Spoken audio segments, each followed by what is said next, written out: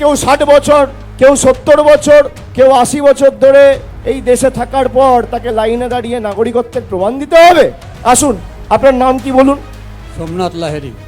আপনার নাম কি? জালাল মন্ডল। আপনার নাম কি? অধিকারী। এই তিনজনকে দেখছেন? দেখছেন? সবাই দেখতে পাচ্ছেন? এই ক্যামেরায় দেখতে পাচ্ছ? এখানে যারা সংবাদ মাধ্যমের প্রতিনিধিরা আছে দেখা যাচ্ছে। ইলেকশন কমিশন দেখতে পাচ্ছে না, ইলেকশন কমিশন এদেরকে মৃত ঘোষণা করে দিয়েছে। জ্ঞানেশ কুমার দেখতে পাচ্ছে না, অমিত শাহ দেখতে পাচ্ছে না, নরেন্দ্র মোদী দেখতে পাচ্ছে না।